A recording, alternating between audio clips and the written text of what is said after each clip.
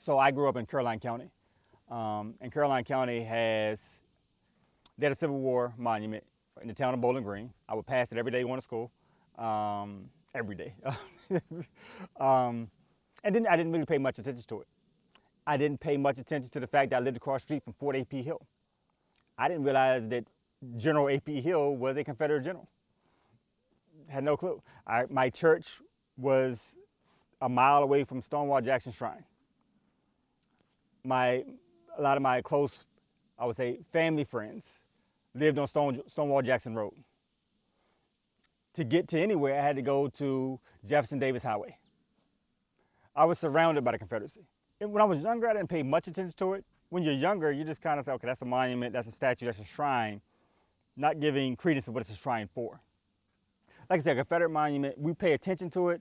As African Americans, you drive by like, these people, why y'all still honoring this guy? You know, my name is Michael Carter Jr.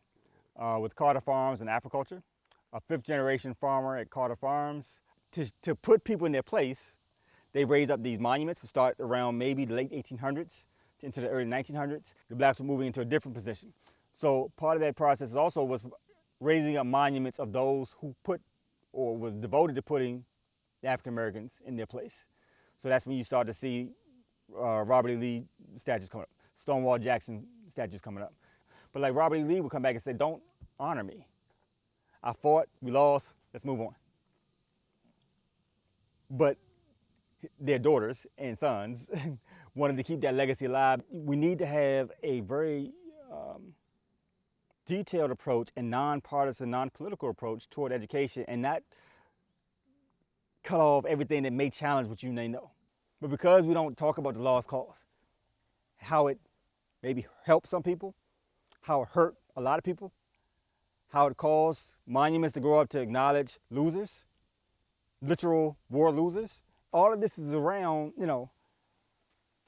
coddling feelings and really one-sided history.